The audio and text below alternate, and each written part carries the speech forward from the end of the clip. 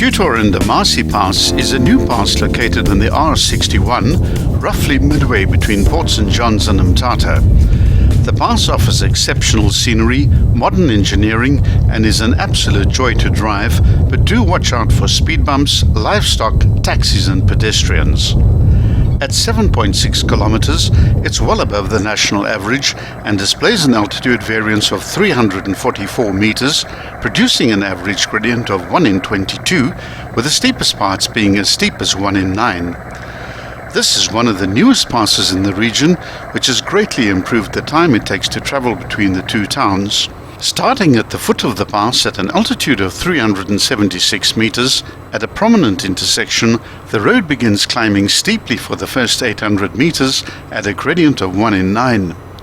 Most modern roads seldom exceed 1 in 11, so this one is steeper than normal, but after the initial climb, the gradients are much more comfortable and don't exceed 1 in 11 again for the duration of the pass.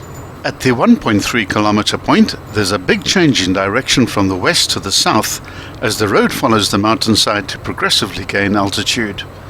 There are plenty of bends on this pass, 31 to be exact, but none of the corners are dangerous and only 2 reach a turning angle of 90 degrees, and both of those have fairly wide radii. Take time to marvel at the modern engineering along this pass. It's really impressive, with high support walls, shotcrete stabilized rock faces, multiple level gabions and overpass bridges. The best part of the pass is of course the wild coast scenery. You have to drive it to experience the wide depth of views, the deep gorges, rolling green hills and the towering mountains. And it's always green, a real visual feast. This is a very new pass and was built as part of the reconstruction of the R61. The original road used to run along the Mhlangana Pass past Execution Rock. Execution Rock can still be seen from the new pass.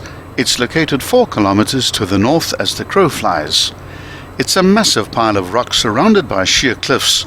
It was given the name Execution Rock by the white people who fancied that a chief once used it as a place from which to throw his enemies to their deaths. On the other side of the river, however, is a sheer cliff that actually was used as a place of execution. The Mhlangana Pass can be accessed from either end of this pass. If you have an hour spare, we highly recommend driving both passes in a clockwise loop. In fair weather, the Mhlangana Pass can be driven in any vehicle and it gives you a very close-up view of the Execution Rock. The nearby town of Lebodi, near the summit of the pass, is a small town of about 5,000 inhabitants. As a small infrastructural hub for the surrounding rural area, Lebodi features a community college and a hospital, the St. Barnabas Hospital, which is located near the summit of the pass. It's located in an area formerly known as Pondoland. Pondoland was annexed to the Cape Colony in 1894. In 1903, the Transkeian Territories General Council was established, and in 1911, the district of Lebodi was incorporated into the council. In 1935, some land in the area of Lebodi was annexed by the government of the Union of South Africa and the then Transkei government to develop the town of Lebodi and expand it. By 1940, some Catholic nuns from the Mother House St. Ursula in Brigg, Switzerland, were sent to Lebodi, which is currently the Ursuline group's main station in the region. Today, they still run a multiracial boarding school. On the 15th of December 1998, the city of Mthatha was struck by a violent hail and thunderstorm that developed 2 tornado funnels that wreaked havoc across the city and the surrounding rural areas.